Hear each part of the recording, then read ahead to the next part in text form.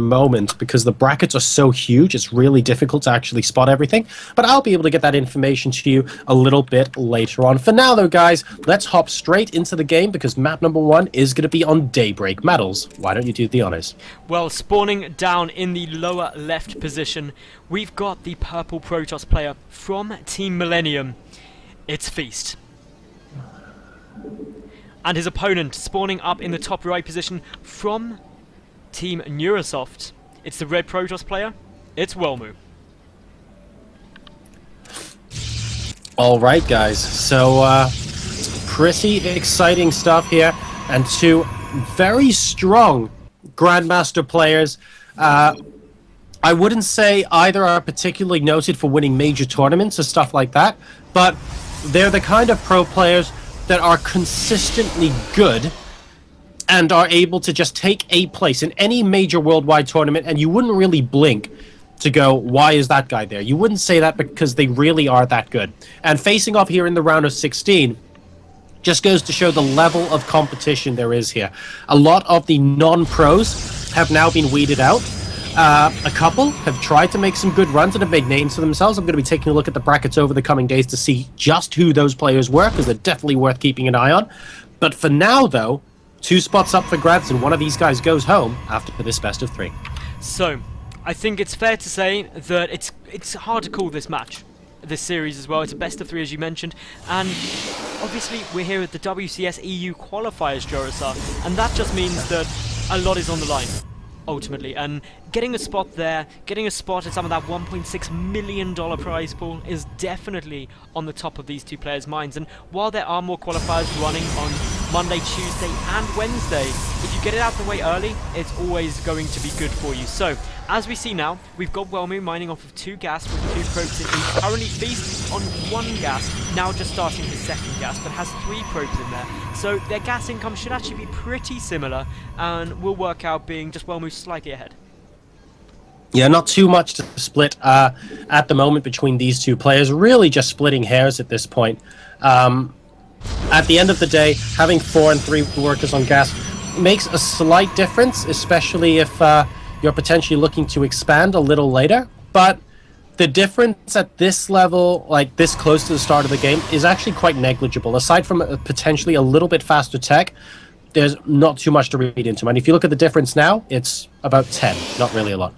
Yeah, so as we see, the big difference I'm really noticing is the fact that Welmu does not yet even have his Mothership Core started, whereas Feast has got that out, and I think it's fair to say that getting an early Mothership Core is very beneficial. It racks up more energy, and that in itself can be very, very potent. And apparently some of the observers getting a little bit of lag or something, but there is an awful lot of people in the lobby, or actually in the game, so that could be a reason for that. Now, as we can see, the Mothership Core is now getting started for Welmu.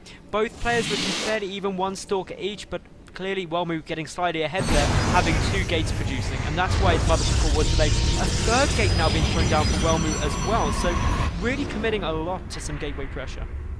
Yep, it looks like the aggression is definitely going to be popping on here soon. The Mothership Core spotting that Stalker and immediately running back. Not that many shields on the Mothership Core, of course, just a few shots from the Stalker almost depleting everything. And now we have a little bit of harass going down in the main base. Just as the Stargate goes down, now the Mothership Core did see that the Stargate was going... we saw a building was going down, but I don't know if he clicked on it fast enough to see it was the Stargate. I don't know if he did either, and that of course is a really, really tough thing because you need to know what that building is. It gives a lot away. Currently though, we've got just the Stalkers for Welmu. One of them going down there. That was a brilliant little snipe off the Feast. Of course, every Stalk you kill early game can really change things up quite considerably. Feast is just starting though. His Nexus behind this and his Stargate. That means an earlier expansion, but he's got less gateways, and that's the sacrifice he's making for it. So Welmu can produce 3 gateway units at a time compared to just 2 of his opponent. Now, this is interesting mind game-wise as well, because Feast made it look like, well, to be fair, he did try and apply as much early game pressure as he could to Welmu. So that's put Welmu in a defensive stance. But what Welmu doesn't know yet is that Feast wasn't going to continue up with more aggression. He's actually doing this so that he can safely expand behind it. And as long as Welmu is still stuck inside his own base, He's not going to know this for quite a while, so he's actually gone to put down his own Nexus, but bear in mind that Feast's Nexus is significantly faster at this point. So yes, he's a couple of gateways down, but his third gateway is about halfway done now, and he will potentially have an economic edge. He's down in probes at the moment, though, 27 to 30, but he'll be able to chrono boost some out as soon as that Nexus is down. Welmu has just got his first Oracle on the field. It's going to come over and try and do some damage, but Phoenix being pumped out here by Feast means that he will be able to shut that down relatively easily. Also rallied to go and meet it halfway. Doesn't know that it's definitely coming, but will find it fairly quickly, and that in itself is very beneficial. The Phoenix now returning, pulling back after just taking a little look, getting a little scout out to make sure there's nothing hidden down there. And well, as we can see, this is where really Feast can start pumping out a lot more probes than that of his opponent, because Welmu has only just finished his natural Nexus now. The Oracle is on its way through, though, going right around the edge, making sure not to get detected by anything, and that's got to do some quite considerable damage, but I don't think it's going to be able to. He is not going to like the fact that he's going to be walking into these two Phoenixes, moving in towards the main base, gets spotted by a Phoenix, immediately giving chase, and Welmu knows he can't actually escape it, trying to pick off a probe before he does it. Absolutely not. Missile shrapnel scattered across the mineral line, and Feast's probes are safe. 38 to 34 workers in favor of Welmu, who now starts his Twilight Council. So, Twilight Council on its way down. What do we reckon? Will it be for Blink? I know Welmu does like his Blink Stalkers, but we've also got just a lot of Phoenix coming out for Feast, and he's already up to 4 of them, a 5th getting chrono boosted out. This could potentially do some nice damage. They're flying in towards the main base of Welmu at the moment, and this could be where problems start coming in, because there is very little in the way of defense, just a couple of Stalkers there. They do get lifted straight away, but with the Photon Overcharge will be forced back yet again, but nothing gets taken out, and as long as you don't lose any units, you're not going to be too bothered by that. Welmu going for the Dark Shrine now as well, right next to the Twilight Council, smack bang in the middle of his base. Feast might be able to scout that with the Phoenixes, though. Both picking up a couple of sentries with a lot of energy, and then going for the Stalkers as well. Maybe a little bit guilty of just leaving too few units there at the natural. Really nice pickoffs there, but he hasn't spotted the Dark Shrine or the Twilight Council inside the main base. Does he have detection? Where is the robotics facility? There it is, about halfway done. So he should be able to get some out reasonably soon. How far away is the forward paladin for Welmu? Okay, it's quite far. Theoretically, we should see an observer out in time. Yeah, I think Feast is in a really comfortable position at the moment, JoRoSaR. He's doing a lot of very heavy poking, prodding, harassment style play. Wow, that was random. Sorry, that was really random. Feast. Nick actually spotted on the observer as we see the Phoenix is going in to pick up a lot of probes here. Feast, just basically as if a DT was there, he just force fielded off his ramp. But I think he was seeing ghosts because there was nothing there. So even if he doesn't know that the Dark Shrine is there, he's obviously expecting DTs. No, he scouted it with the Phoenix that came in. He did actually see it. Oh, did he? Yeah, he did see it. As far he as put I'm a force aware. field down on his ramp like 30 seconds ago, even though there was nothing from Welmu Oh no, he didn't close actually to see it. It's been cancelled now. But yeah, Welmu now deciding that no, I don't want to do it, so must have seen it, and therefore just preemptively force fielding it off to be careful. Very, very good then. Like, at that point I knew that Feast was expecting it, but I think it's actually quite nice that Welmu cancelled it as well, because DTs are the kind of thing where it doesn't cost as much gases and wings of liberty, of course, so it's easier just to grab one, maybe try and do some economic damage, but after that, they're not actually that useful going into the late game. So you might as well cancel and get your money back while you still can. The Phoenix is forcing a photon overcharge at the natural expansion as well, so that's going to please Feast quite a bit. He's saved all 6 of these Phoenix so far, and they're doing a decent amount of damage because Feast is now ahead in the worker supply, 54 to 49. Now, JoRoSaR, I want to draw your attention to the units lost tab, because that tells us a brilliant story. Currently, Feast has only lost 250 resources. Welmu, 2,000. That's cost effective to the max. Oops, that's just become 500, Madals. You've just totally skewed it. Cast a curse. I'm sorry. But yeah, I'm sorry, Feast. Really good. Really, really good job by these Phoenixes here. And more importantly, well, maybe not more importantly, but just as importantly, Feast has been keeping Welmu pinned down to his half of the map with this. And I think that's a very important point to note as well. Yep, he's doing a nice job. Feast able to secure his 3rd base. It's really at an identical time to that of Welmu's. They're literally within a second of each other, so that in itself is a really good place to be. We've also got Welmu starting to get a little bit more brave now. He's got a Colossus on the field. poking forward, taking on. Feast getting his own first Colossus out now. We've also got extended thermal lance at a relatively similar time for both players. So this means that we're really getting into the late game. Welmu also getting down that Templar Archives, and of course that Templar Archives made all the difference in the White Ra v Runa game. It did indeed, but these Templar are going to struggle to get within range once we see a decent number of Colossi come out from both players. They're relatively easy to micro-back. The range with the extended thermal lance is quite large as well. So, very tricky to try and kill Colossi with Storms, and at the end of the day, Colossus can step forward and kill High Templar with just a couple of swipes. They need to be very, very careful there. If we take a quick look at the production tab, both players are essentially identical right now, with the exception of the Templar Archive now coming down for Feast as well. Going for Zealot Charge, Colossus, we're going to see a relatively identical unit composition going into the late game. So, let's talk a little bit about upgrades. That's also tied up very similar. 1-1 on both sides. Both players have 2-2 coming down slightly ahead for Welmu. The one upgrade that Welmu has that Feast doesn't though is Blink. And that could allow his Stalkers to be quite effective. But again, when there's only this really ground heavy army, it's not going to be that amazing. It just means that he can micro his Stalkers just to get as best use out of them as he can. In terms of the resources lost, still over double that loss for Welmu compared to Feast at the moment, which really just means when his income isn't better, that he's going to be getting a little bit behind.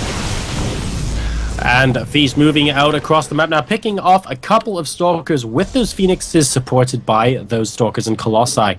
Let's see if he chooses to move in towards the third base location. Welmu knows it's coming, morphing in a couple of Archons as well. And Feast is going to take control of this watchtower, picking off that poor Stalker that can't actually do anything in response here. Army supplies, 95 to 64 in favor of Feast, who has a huge, huge army right now. Can he use it to break through and pick apart a base, though? If he can, that would be a massive, almost game-ending blow.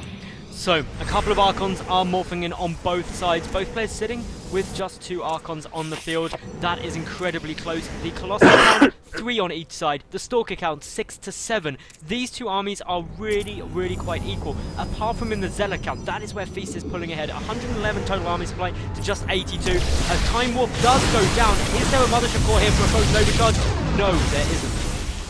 Oh, and I think Welmu's going to have to give up this base, potentially. There is a Time Warp going down as well. The Zealots charging through the Time Warp to an extent there, and look at how much damage this is doing.